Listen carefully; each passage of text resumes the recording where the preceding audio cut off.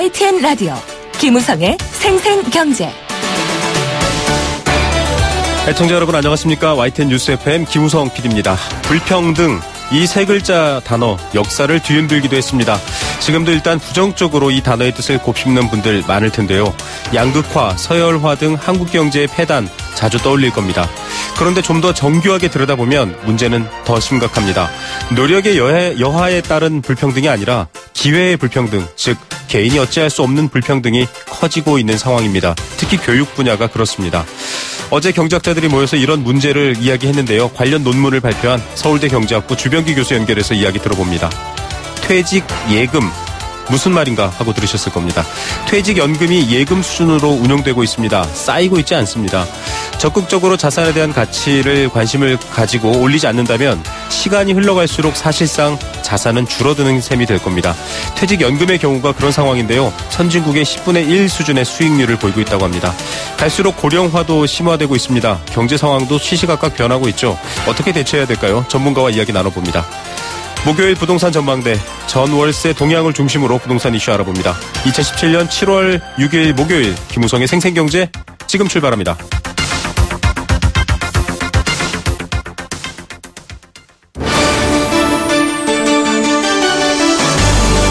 YTN 라디오 김우성의 생생경제.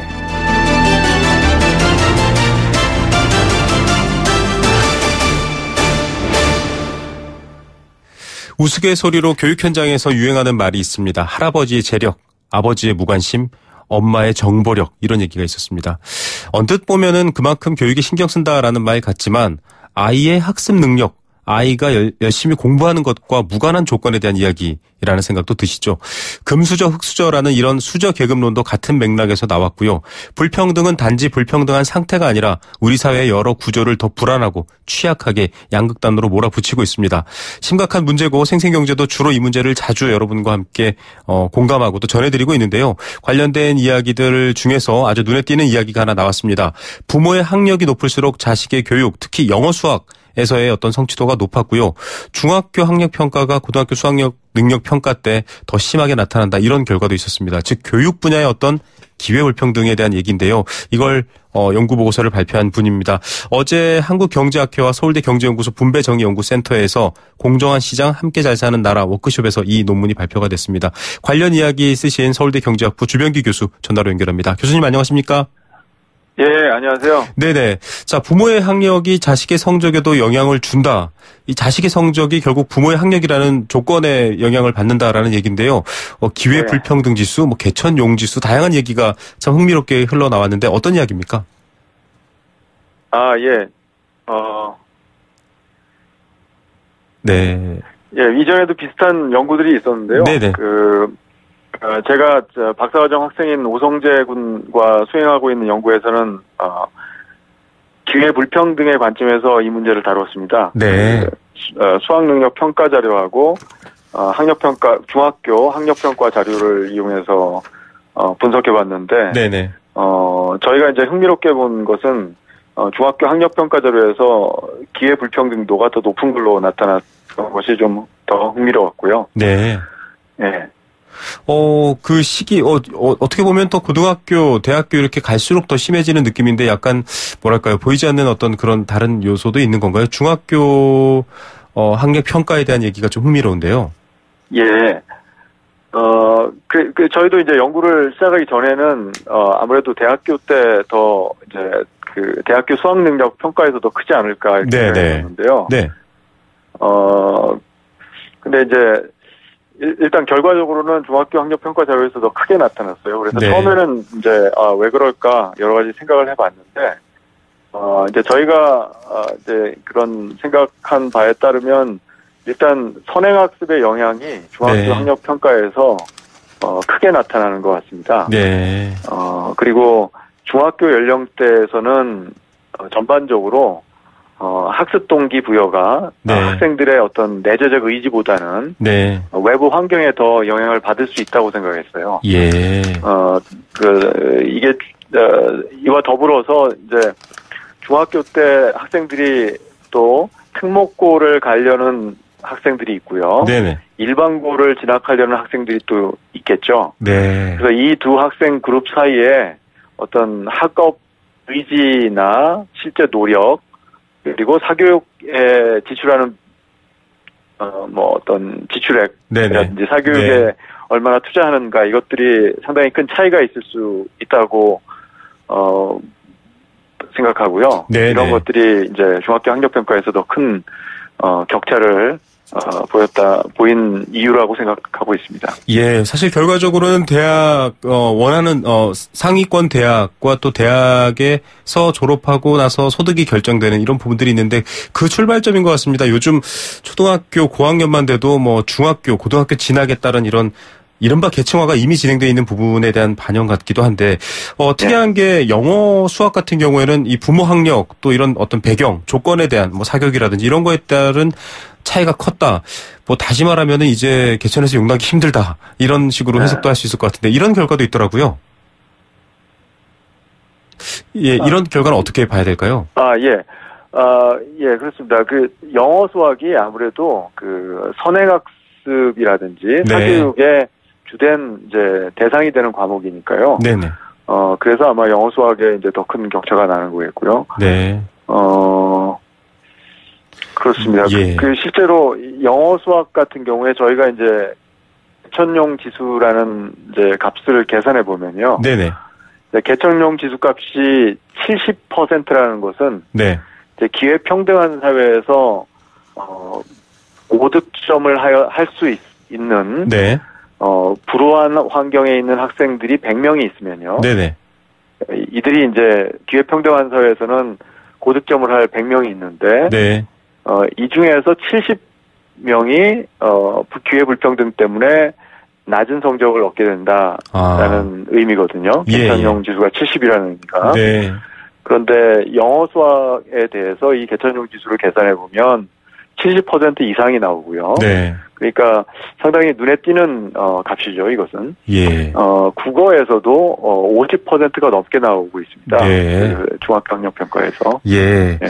지금 말씀드리는 이 개천용 지수라고 이제 이름을 붙여주면 기회불평등 지수입니다. 기회불평등이 그런 어떤 결과를 나타내느냐에 대한 거에서 영어와 수학은 기회불평등 때문에 실패할 확률, 뭐 이렇게 표현하자면 그게 70%가 넘는다 이런 얘기인데 그렇습니다. 지금 2000년 초반만 해도 한 20% 내외였는데 2013년에 30% 내외로 증가했다.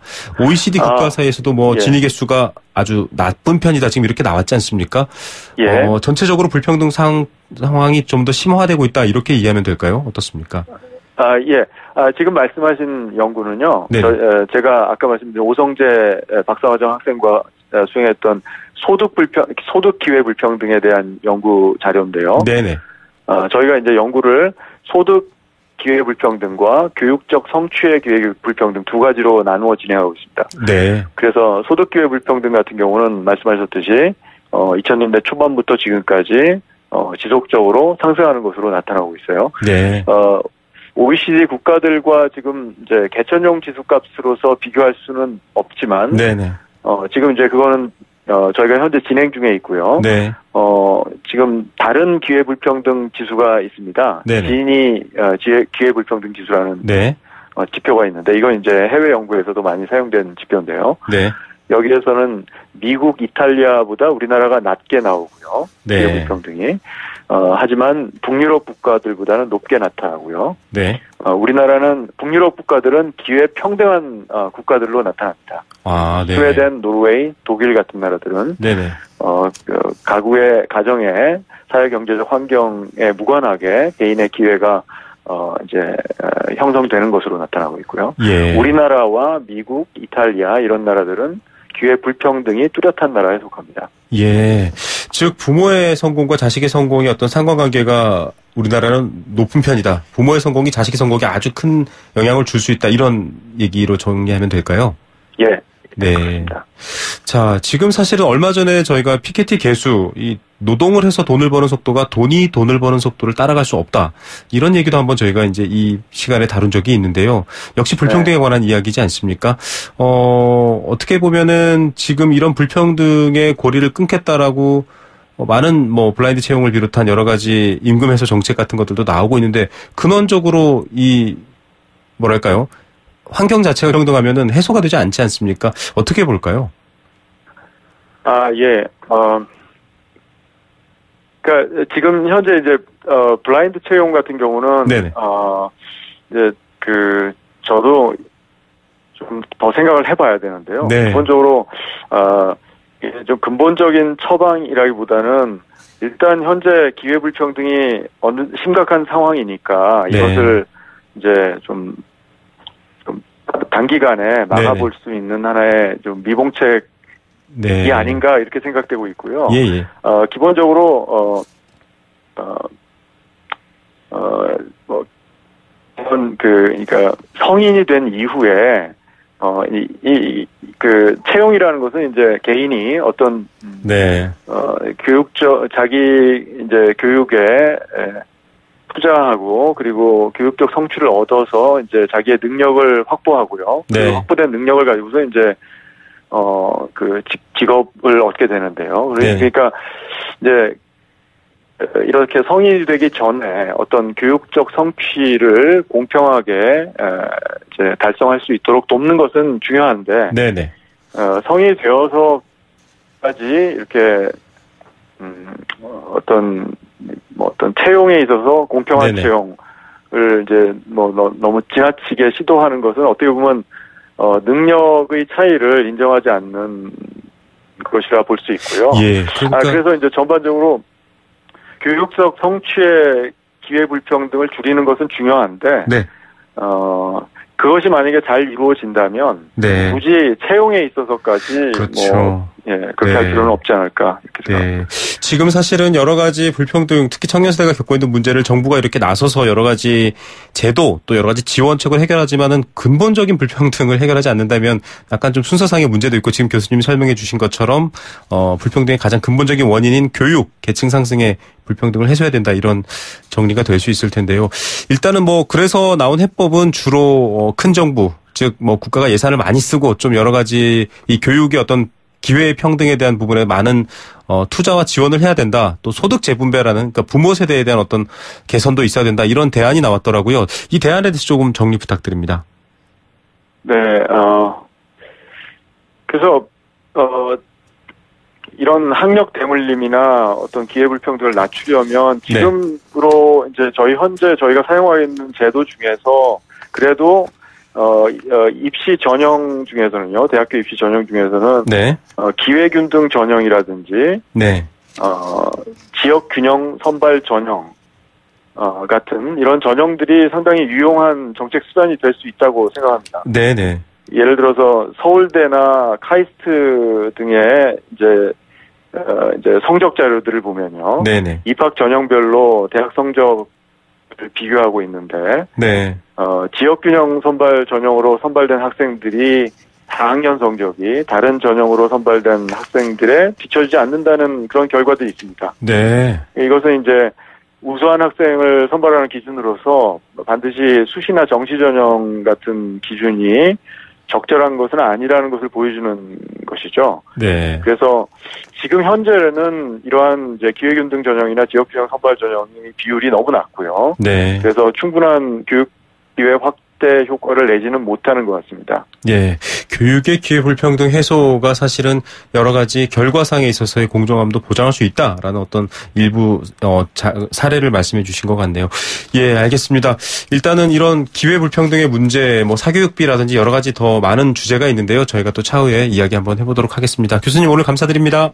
예, 감사합니다. 네, 서울대 경제학부 주병기 교수였습니다. YTN 라디오 김우성의 생생경제. 네, 함께 느끼는 우리 경제 공감 사전입니다. 여러분들의 생각이 어느 경제학자보다 경제를 잘 안다고 하는 사람보다 더 중요합니다. 실제로 그 현장에서 땀 흘려 일하고 계시니까요. 여러분들의 의견도 함께 프로그램에 녹여내겠습니다. 단문 50원, 장문 100원에 정보 이용료 부과되는 샵 0945번 문자로 참여할 수 있습니다. 참여해 주신 분들 중에서 추첨을 통해 도심 속 꿈의 놀이터 일산 원마운트에서 워터파크 스노우파크 이용권 드리고 있습니다. 오늘 경제 공감 사전은 뒤이어질 인터뷰에 대한 내용인데요. 바로 퇴직연금입니다. 회사가 근로자 근로자에게 지급해야 할 퇴직금을 금융회사에 맡기고 운용하다가 근로자가 퇴직할 때 일시금 또는 연금으로 지급하는 제도를 퇴직연금이라고 하는데요. 국민의 90%가 가입돼 있다라는 말도 있지만 아직까지 그 숫자는 상승세이긴 하지만 전체는 아닙니다. 국민연금이라는 기본적인 연금 제도가 있긴 하지만 이제 근로자에겐 퇴직연금이라는 게 또 있죠. 그런데 이 수익률이 예금 수준입니다. 퇴직연금이 아니라 퇴직예금이라는 비판을 받고 있고요. 그 이유를 봤더니 다른 서구 국가와 달리 적극적으로 자산을 관리하거나 운용하거나 또 거기에 대한 책임, 교육 이런 부분들이 다 부족하기 때문이다라는 건데요. 앞으로 고령화 시대도 되고 있습니다. 이렇게 턱없이 부족한 퇴직연금 또 국민연금도 아직 충분한 상황은 아닌데요. 미래에 대한 준비 시급하지 않을까요? 어떤 대안이 필요할지 전문가와 함께 얘기 나눠볼 예정이고요. 여러분들은 퇴직연금 또 노후 어떻게 생각하시는지 의견 보내주십시오.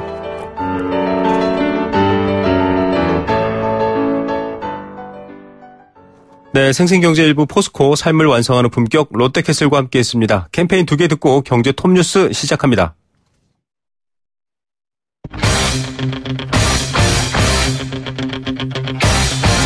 지금 가장 뜨거운 경제 소식. 경제 톱 뉴스. 네, 현재 시각 3시 27분 30초 지나고 있습니다. 이 시각 주요 경제 뉴스 알아보겠습니다. 비즈니스워치 김춘동 기자입니다. 안녕하십니까? 네, 안녕하세요. 예, 돈을 쓸 수 있는 것 보통 얘기할 때 가처분 소득, 처분 가등 소득 이런 것들 얘기를 하는데 네. 빚을 갚느라고 이걸 굉장히 쓸 수가 없다 이런 게 결과가 나왔네요. 네, 이 국회 예산정책처가 통계청의 가계금융복지조사 자료를 좀 분석을 했는데, 네. 지난해 이 부채를 가지고 있는 가구의 이 말씀하신 처분 가등 소득이 연평균 4,635만 원이었습니다. 네. 그런데 이 중에서 빚을 갚는 데 쓴 원리금 상환액이 평균 1,548만 원으로 나타났는데요. 이에 따라서 이 처분 가능 소득 대비 원리금 상환액 비중이 34.4%를 기록하면서 처음으로 30%를 넘어섰습니다. 2010년에는 이 비율이 23.9%였는데 6년 만에 10%포인트 가까이 좀 급등을 한 겁니다. 예, 이렇게 가파르게 오른 배경을 어떻게 봐야 될까요? 네, 소득보다 부채가 훨씬 더 빨리 늘어났다는 건데요. 네. 지난 6년간 처분 가능 소득은 33.8%가 늘어났는데 그친 반면에 원리금 상환액 부담은 87.4%나 급증을 했습니다. 이 기간에 가계부채 규모가 2009년에 700조 원대에서 지난해 1,300조 원대를 2배 가까이 좀 급증을 한 영향이 큰데요. 네. 여기에다가 이제 금융당국이 최근에 이 가계부채 관리 대책에 따라서 이 상환 방식을 바꾼 영향도 큽니다. 만기에 한꺼번에 이 대출을 갚는 거치식에서 이 원금을 함께 나눠서 갚는 분할 상환 방식으로 좀 바뀌면서 이 단기적으로 지금 상환 부담이 커진 겁니다. 실제로 이 가계부채 중에서 분할 상환 비율을 보니까 2010년에는 이 6.4%에 불과했는데 작년에는 45.1%까지 높아졌습니다. 예, 결국은 빚 갚는 것 때문에 소비조차도 안 되고 있다 이렇게 봐야 되겠군요. 네, 이 금융당국은 그동안 이 가계부채가 눈덩이처럼 커지고 있는데도 이 관리 가능한 수준이다 이런 입장을 좀 밝혀왔는데 네. 대출을 제대로 갚지 못해서 발생하는 이 부실 문제는 이 금융당국의 말이 좀 어느 정도 일리가 있습니다. 다른 문제가 또 있는데 이 가계부채가 지출 가능 소득을 좀 감소시켜서 이 소비부진과 함께 내수경제 전반에 좀 악영향을 미칠 수 있다는 건데요. 네. 미국의 금리 인상과 함께 국내 금리도 좀 오르기 시작하면 이 원리금 상환 부담이 더 커질 텐데 가계부채가 경제 회복을 가로막는 가장 큰 걸림돌이 될 수 있다. 이런 우려가 좀 나오고 있습니다. 예, 결국은 여러 가지 원인이 도미노처럼 연결돼 있군요. 자, 그래도 최근 소비 심리 조금씩 좋아지고 있다 이런 소식도 들려오는데 백화점은 찬바람 분다고요? 네, 이 통계청에 따르면 지난 5월에 백화점의 소매 판매액 지수가 지난해 같은 달보다 4.6% 줄었습니다. 백화점의 소매 판매는 지난해 12월 0.5% 증가를 끝으로 올해 들어서는 마이너스의 늪에서 좀 벗어나지 못하고 있는데 네. 백화점 소매 판매가 5개월 연속 뒷걸음친 건 2014년 9월 이후에 2년 4개월 만이라고 합니다. 지난달에도 백화점 소매 판매가 줄었을 좀 가능성이 큰데요. 그러면 이제 6개월 연속 마이너스 행진을 이어가게 되는 겁니다. 예, 백화점이 이렇게 어려운 이유를 어떻게 봐야 할까요? 네, 이 소비 심리가 좋아지고 있긴 한데 아직 확실하게 살아나지 않고 있는 측면이 있고요. 최근에 이 쇼핑 트렌드 자체가 좀 바뀐 영향이 크다 이런 분석도 나오고 있습니다. 네. 실리를 추구하는 소비 경향이 좀 강해지면서 이 백화점에서 사던 제품을 온라인 모인 아울렛에서 사는 경우가 좀 많아지고 있다는 건데 실제로 이 백화점 소매 판매가 줄어든 올해 초부터 지난 5월까지 이 전체 소매 판매액 지수는 크진 않지만 증가세를 유지하고 있고요. 특히 인터넷 쇼핑과 아울렛이 포함된 기타 대형마트 소매 판매액 지수는 올해 내내 좀 높은 증가율을 보이면서 이런 경향을 좀 나타나고 있는 것으로 좀 보입니다. 네. 그러면서 전체 소매 판매액에서 차지하는 백화점의 비율도 2013년 11월에 9.8%까지 올랐다가 지금은 7.2%까지 낮아졌다고 합니다. 예.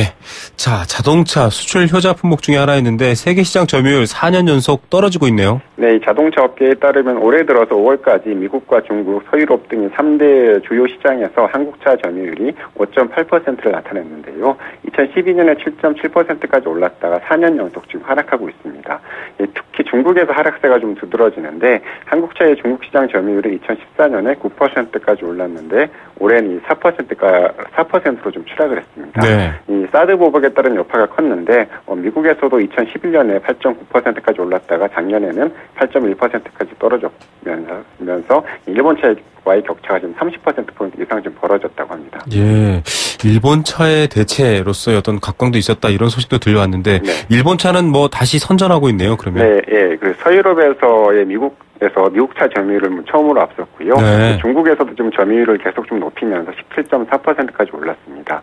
미국 내 점유율도 고공행진 중인데 올해 38.7%까지 오르면서 역대 최고인 40%대까지 지금 넘보고 있는 상태입니다.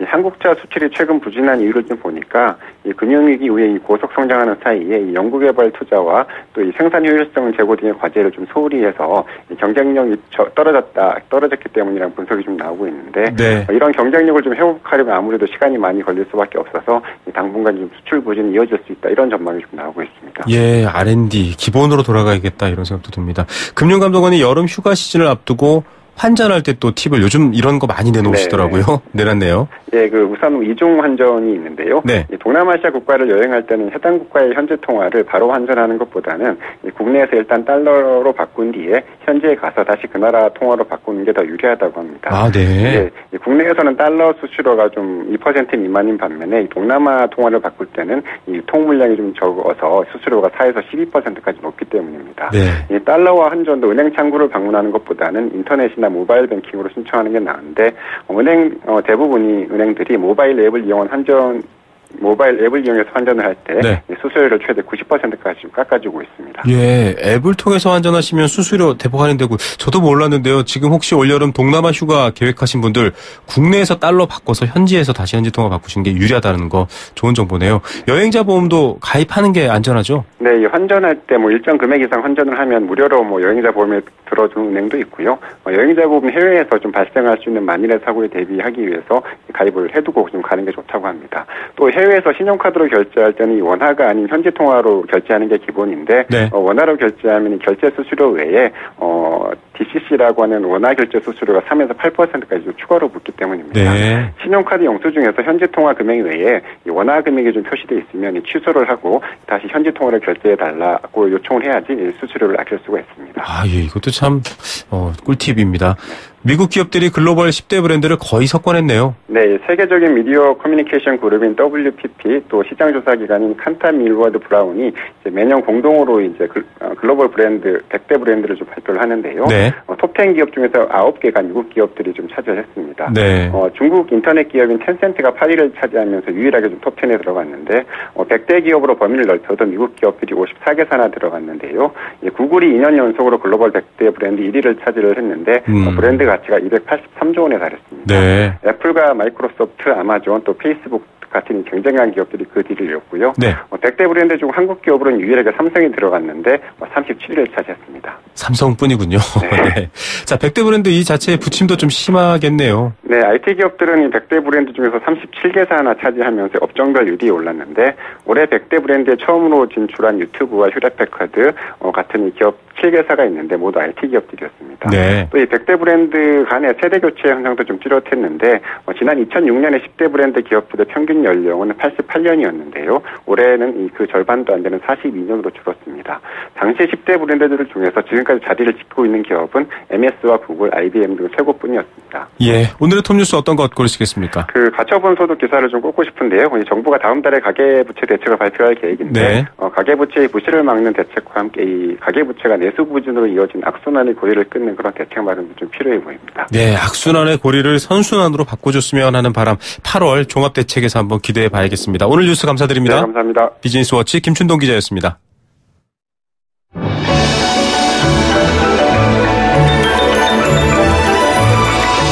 우리들의 경제를 들여다보는 시원한 창. YTN 라디오 김우성의 생생경제 생생인터뷰. 예, 두 번째 생생 인터뷰, 많은 분들이 관심 가지실 이야기인데요. 미래를 준비하는 것, 사람의 독특한 능력입니다. 이 자연계에서는 미래 준비라는 건 잘 없죠. 경제에서는 더욱이 필수적인 요소입니다. 그래서 직장 다니는 분들 대부분이 이 퇴직연금에 가입해 있습니다. 국민연금과 별도로 가입하시는 분들이 많은데, 이 퇴직연금 자체가 예금 금리 수준에서 잠자고 있다, 이렇게 비판받고 있습니다. 이런 상황이라면 미래에 대한 준비라기보다는 방치라고 부르는 게 더 맞을 텐데요. 이 비중이 상당히 국내는 높게 나왔습니다. 잘 모르기 때문에, 또 그냥 쉽게 생각해서 퇴직연금 그냥 두고 있는데요. 한국의 퇴직연금이 왜 퇴직예금이 됐는지, 이 문제의 심각성과 또 어떤 대안을 가져봐야 할지, 이런 부분에 대해서 전문가와 이야기 나눠보겠습니다. 코넬대 경제학과 교수, 또 삼성생명 은퇴연구소장을 지내셨죠. 알피바이오의 박기출 대표 전화로 연결합니다. 안녕하십니까, 대표님? 네, 안녕하세요. 예, 지금 금감원 또 금융협회에 따르면 3월 말 기준 퇴직연금의 1년 수익률이 1.7%라고 합니다. 증시 같은 경우에는 같은 기간 10% 가까이 오르기도 했거든요. 네. 이 퇴직연금의 상황 좀 심각하게 봐야 하나요? 어떻습니까? 아마 대부분의 청취자분들께서 최근에 증시가 많이 올라서 내 퇴직연금은 어떻게 됐나 이 수익률 한번 점검해 보시면 굉장히 실망하셨을 거예요. 네네. 뭐 최근에 언론 보도에서도 한번 언급한 바 있지만 사실 우리나라 퇴직연금 적립액 총액이 거의 150조에 육박하고 있는데 네.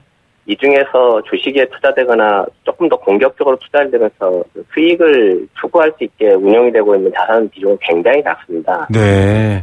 실제로 주식 투자에 지금 들어가 있는 돈은 한 3조 원 정도 수준밖에 되지 않고 네네. 대부분의 돈이 원금 보장형으로 묶여있기 때문에 네. 실질적으로 퇴직연금 수익률이라는 것은 그냥 정기예금 금리 수준이다 이렇게 생각하시면 될 것 같아요. 예. 그런데 뭐 물가라든지 경제 상황은 사실 굉장히 빠르게 올라가고 있기 때문에 이렇게 두는 건 이제 표현이 좀 그렇습니다만 결과적으로는 미래로 놓고 보면 좀 손해를 보는 것 아닌가요? 어떻게 해석해야 됩니까? 그렇죠. 지금 어차피 이제 요즘 100세 시대라는 이야기도 사람들이 많이 하고 있고 네.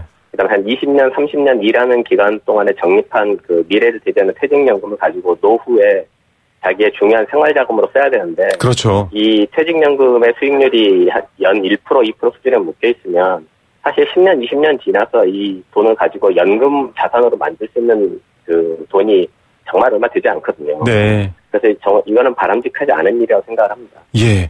뭐 단순하게 이 경제 퀴즈 낼 때도 많이 쓰는데요. 지금의 100원과 10년 뒤의 100원은 절대 같지 않습니다. 10년 뒤에 네, 100원이 그렇죠. 더 싼 거죠. 그렇기 때문에 이게 문제다라는 건데 이런 상황이면 이걸 연금으로 부를 수 있을까? 정말 오늘 보도에서도 퇴직 예금이다라고 지금 비판을 할 정도가 됐는데 원인이 네. 좀 궁금합니다. 왜 퇴직 예금 상황이 돼버린 걸까요? 사실 이런 상황이 발생한 원인은 굉장히 복합적입니다. 네. 우리나라의 퇴직연금 제도가 처음에 출발을 할 때 예전에 퇴직금 제도에서부터 출발하기 시작을 한 거거든요. 그렇죠. 네네. 그러니까 퇴직금 제도를 기업이 부도가 나도 그 근로자들이 퇴직금을 확보를 할 수 있게 만들기 위해서 퇴직금 사회적립 제도를 만들었다가 네. 퇴직연금으로까지 발전을 하게 된 건데 네네. 그 과정에서 사실은 대부분의 근로자들 또 그 정부나 이를 운영하는 금융기관 모두가 이걸 아직도 퇴직금이라고 인식을 많이 하고 있어요. 아, 그래서 네. 원금 보장이 중요하다 이런 기본적인 인식을 바꾸지 않고 있기 때문에 네네. 이제 이 제도가 퇴직연금화 돼 있으면서도 실질적으로는 퇴직금 제도랑 똑같이 운영되고 있다고 봐야 되는 거죠. 아, 네. 그리고 이제 그 이면을 보면 네. 사실은 이제 근로자들의 인식이 바뀌지 않는 거는 나름 이해가 되는데 네네. 정부 입장에서는 이걸 굳이 호주나 미국 같은 선진국 사례처럼 좀 적극적으로 투자할 수 있는 퇴직연금 제도를 정부가 적극적으로 나서서 추진가. 네.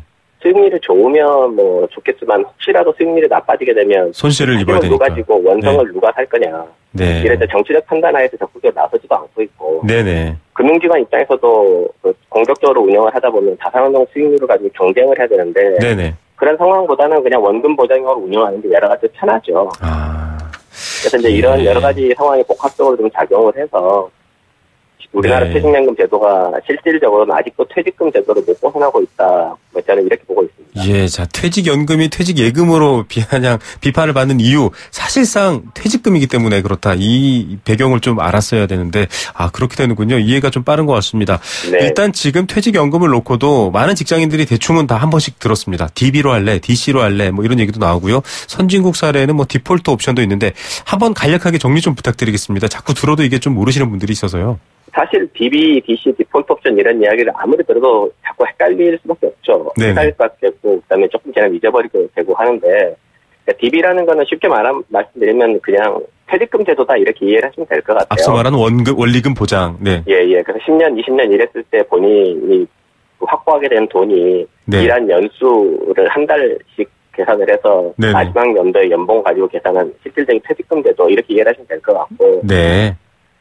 이제 DC라는 게 많은 분들이 생소하게 여기는 제도인데 이거는 그 본인이 적립한 퇴직금을 어느 정도는 뭐 주식에 투자한다든지 뭐 해외 자산에 투자한다든지 부동산에 투자한다든지 해서 추가 수익률을 올리기 위해서 본인이 실제로 내 자산을 이렇게 운영해 주세요라고 하고 지시를 할 수 있는 제도 이게 이제 DC형 제도고요. 네.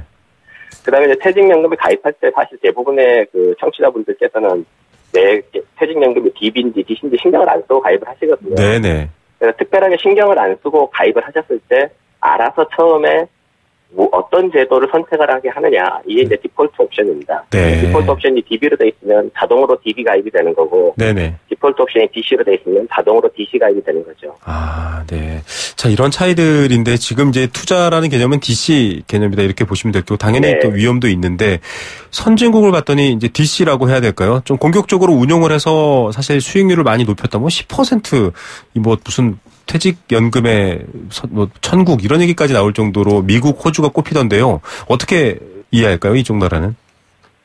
사실 뭐 퇴직연금의 성공 사례로 가장 많이 꼽히는 게 미국의 그 401k라고 불리는 401k 제도하고 네네. 호주의 슈퍼애니메이션 제도가 가장 많이 꼽히는데 이 이외에도 유럽의 여러 퇴직연금 제도도 있습니다. 네. 이런 제도들을 보면 100% 원금 보장형으로 자기 자산을 묶어놓는 게 아니라 일정 부분은 주식이나 해외 투자 자산이나 또 부동산이나 이런 데 투자를 해서 수익률을 추가적으로 올리기 위해서 노력을 하고 있고 네. 청취자분들께서도 쉽게 상상할 수 있겠지만 해마다 1%포인트 정도 수익률 차이만 나도 이게 10년, 20년 누적이 되면 큰 차이가 나게 되거든요. 네. 그래서 이 호주나 미국 제도 같은 경우는 연평균 예를 들어서 5% 또는 10% 정도 수익률을 올렸다고 가정을 할 때 네네. 본인이 퇴직연금을 적립해놓은 실질적으로 퇴직금을 적립해놓는다고 생각만 하고 적립해놨던 돈이 퇴직할 때 20년, 30년이 지나면 상당히 그 등등한 노후 대비용 자산이 되어있는 그런 성공 네. 케이스들을 볼 수 있는 제도였던 거죠. 예. 그리고 이제 또 한 가지 우리가 주목을 해야 될 게 네. 사실은 이런 청취자 개개인의 일상생활뿐만 아니라 호주나 미국의 제도는 이렇게 공격적으로 자본시장에 투자를 하게 되면서 그 나라 자본시장의 발달, 자산시장의 발달이나 금융기관의 역량 강화에서 큰 도움을 주게 된 그래서 선순환 구조가 정착하게 된 큰 역할을 했다는 점도 우리가 좀 알아야 될 것 같습니다. 네, 좀 더 큰 배경까지도 연관되어 있습니다. 일단 뭐 100세 시대도 현실이 됐고요. 일단 뭐 DC형 이러면 그거 돈 잃으면 어떡하냐라는 공포를 갖고 계신 분들도 당연히 있을 수 있고 있는데 이제는 좀 그런 시대가 아닌 것 같습니다. 좀 적극적으로 대처하지 않으면 좀 여러 가지 환경에 적응을 못하거나 오히려 어려움을 겪을 수도 있을 것 같은데 좀 어떤 변화 방향이 필요할까요? 우리가 5년 뒤에 은퇴를 한다. 그래서 본인의 그 자산을 은퇴 대비용으로 묶어두는 상황이건 누구나 다 원금 보장형, 안전 지향형으로 갈 거예요. 네네. 그런데 이제 우리의 은퇴 시점이 10년, 20년 또는 30년 뒤라고 하면 네. 그러면 이제 우리가 시장의 그때그때 변동성을 충분히 극복할 수 있는 방법들이 여러 가지가 있기 때문에 네. 사실 일정한 부분은 좀 투자형 자산으로 전환을 시켜놓는 게 꼭 필요하다고 저는 생각을 하고요. 네네. 근데 이제 그러기 위해서는 사실 가장 중요한 게 교육입니다. 아. 청취자분들께서 그 DC형이 뭔지 DB형이 뭔지 내 퇴직연금이 어떻게 되어 있는지 네. 그리고 왜 투자형 자산을 투자하는 게 중요한지 이런 것들에 대해서 교육을 받고 알지 못하면 네네. 사실은 그냥 매일매일 그냥 지나가 버리거든요. 네.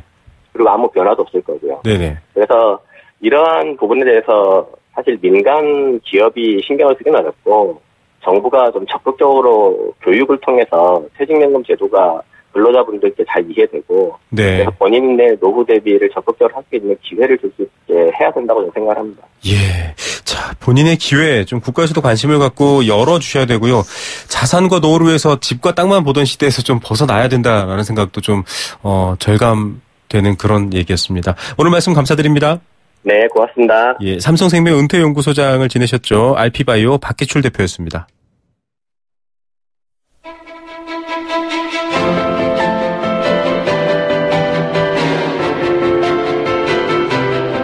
부동산 어디로 가고 있는지 시원하게 보여드립니다. 생생경제 부동산 전망대. 네, 앞서 퇴직연금 또 은퇴 이후의 노후 이런 거에 대한 얘기를 하다가 집과 땅만 보지 마시고 좀 자산 운용 이런 것도 봐야 됩니다라고 했는데요. 지금 사실 부동산도 썩 좋지 않기 때문에 이런 얘기가 더 나오기도 하는 것 같습니다. 예전에는 집 한 채 마련해 두면 이게 바로 노후였지만 요즘 그렇지만도 않죠. 부동산 시장 어떻게 돌아가고 있는지 알아보는 부동산 전망대, 오늘 리얼투데이 장재현 팀장 전화로 연결합니다. 안녕하십니까? 예, 안녕하세요. 예, 얼마 전에 그 국토부 조사 결과도 나왔지만 뭐 전 국민의 50%는 일단 주택이 없습니다. 뭐 사실상 네. 전월세를 살고 계신 건데 그간 사실 전월세 워낙 힘들어서 뭐 울며 겨자 먹기로 집 사는 분도 있고 이랬는데 좀 상황이 나아지고 있다 이런 소식도 들려오네요. 글쎄요, 올해 상반기 전국 아파트 전세값이 한 0.64%로 지난 2012년 상반기 이후에 가장 낮은 변동률을 기록했다라는 수치가 나오긴 했습니다. 네네. 그 부동산 업계에 따르면 전세가율은 여전히 한 80% 수준을 유지하고 있고, 그리고 신규 아파트 물량이 점차 늘어나고 있어서 그 아파트 전세 재계약의 어떤 증액 부분이 좀 줄어들 거라는 어떤 전망들이 나오고는 있는데요. 실제 그 전국 아파트 전세 재계약 증액 비용을 살펴보면 그 전세금, 그러니까 전세 증액 부분이라는 건 이제 전세 재계약 시 전세값이 가장 많이 오르게 된 그 서울 같은 경우에 네. 2년 전 한 8,700만 원 정도가 올랐는데 올해 네. 상반기에 한 3,100여만 원 정도로 부담이 한 63% 이상 그 전에 비해 2년 전에 비해서 줄었다 얘기가 나오고 있고, 또 대구도 2년 전 가구당 전세 가격이 한 2억 2,100만 원 정도에서 한 2억 1,400만 원 정도로 한 711만 원 줄어서 전체적인 어떤 그 전세금의 어떤 상승폭이 좀 줄어들었다 이런 얘기가 나오고 있거든요. 네. 네, 여기에 그리고 그 서울에서 그 하반기에 500가구 이상 단지 규모가 큰 아파트들이 뭐 강동이나 강동이나 영등포, 중구 이쪽에 지금 입주 물량이 몰려 있고, 또 경기도도 신도시들을 중심으로 약 한 6만 6천여 가구가 하반기에 입주를 시작하기 때문에 네네. 이런 부분들이 이제 합쳐지면서 입주 물량이 몰리고, 그 다음에 이제 전세 어떤 증액 부분이 계속 줄어들면서 전세값이 좀 안정을 찾을 거다라는 얘기는 하고 있지만, 네. 실제 체감으로 느끼는 거는 2년 전에 비해서는 약 한 3천에서 4천만 원 정도 전세값이 올라가 있기 때문에, 네. 지금 이렇게 보도에서 나오는 것과는 좀 다르게 네. 체감이 많이, 체감적으로는 좀 높게 올라가 있는 게 아닌가 이렇게 생각이 듭니다. 예, 큰 틀로 보면 좀 숨 돌릴 틈이 있나라고 하겠지만 사실 이게 일시적일 수도 있고 전월세 시장이 실제로 전월세를 거주하시는 분들을 위해서 조금 나아졌다라고 아직 판단하기는 이르다 이런 느낌인데. 조금 많이 어려운 것 같습니다. 그렇죠. 예. 그래서 사실은 대통령께서도 이 선거 공약으로 전월세 상한제, 계약갱신 청구권 논란이 있습니다. 이걸 상한하면 더 오른다라는 얘기부터 시작해서 좀 뭐 시장의 논리에 맞지 않는다 여러 논란도 있긴 하지만 일단 서민들이 워낙 힘들어하니까 이 얘기 나왔거든요. 네네. 국토부 장관도 얘기하고 있고요. 네네. 가셔야 될까요? 어떻습니까? 지금 보도에 나온 거 보면 국토교통부가 지금 전월세 상한제나 계약청구권, 계약갱신 청구권 도입 방안으로 고심하고 있다 이렇게 나왔거든요. 네네. 그러니까 이게 이제 지금 현 장관 김현미 장관이 최우선 정책 과제 중 하나로 전월세 상한제를 도입하겠다고 강조했는데, 이게 사실 국토부가 2년 전에 임대료 급등 가능성을 근거로 이를 반대했었던 부분이 있습니다. 네. 이제 국토부가 2년 전에 영도용역을 발주한 민간임대 주택 시장에 대한 임대료 규제 효과라는 보고서인데, 이걸 보면 쉽게 얘기하면 초기 만약에 전월세 상한제나 계약갱신 청구권을 모두 도입할 경우에 초기 임대료 제도를 도입하지 않을 때보다 그러니까 계약갱신 청구권이나 전월세 상한제 이런 것들이 도입하게 되면 크게는 11%까지 전세금이 초기 임대료가 올라갈 거다라는 어떤 그런 연구 결과가 나왔거든요. 그래서 네.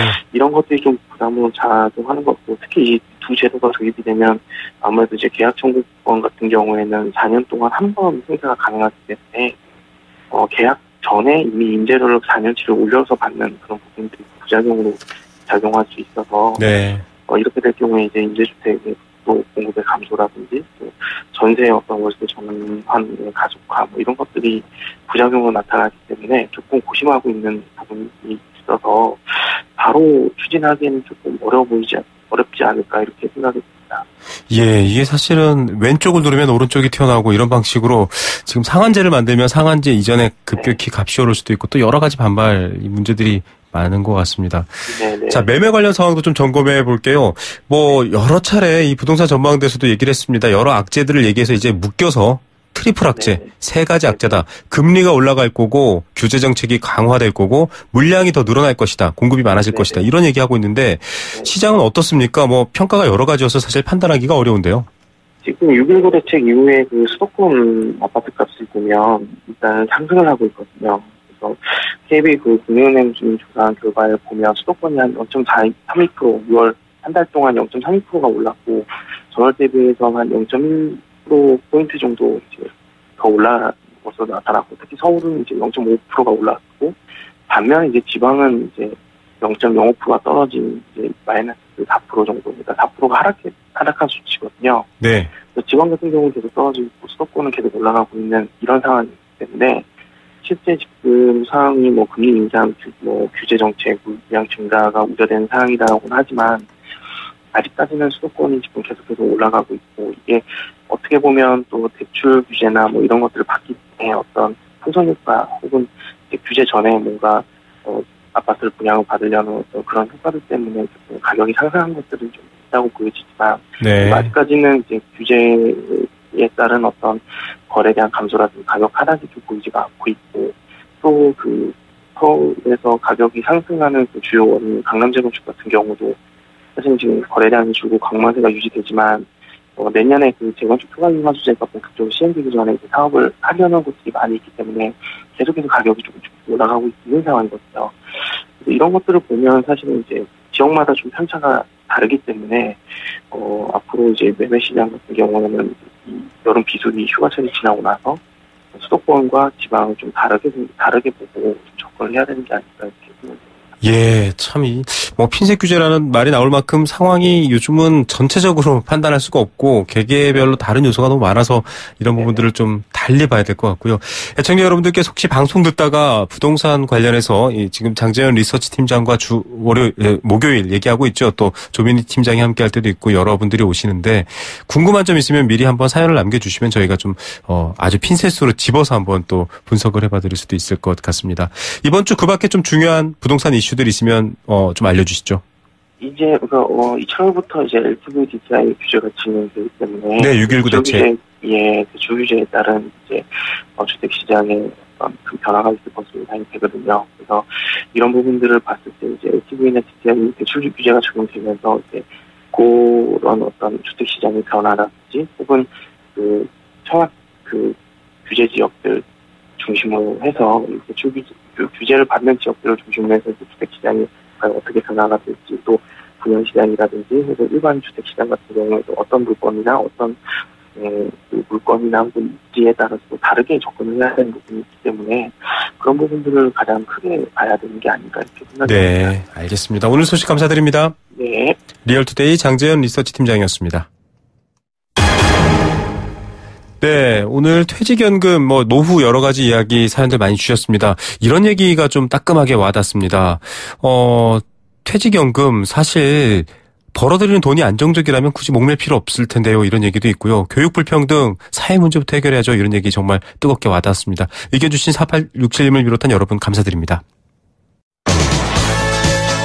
네, 생생경제 포스코 삶을 완성하는 품격 롯데캐슬과 함께했습니다. 내일 오후 3시 10분에도 힘이 되는 경제 이야기로 돌아오겠습니다. 김우성의 생생경제였습니다.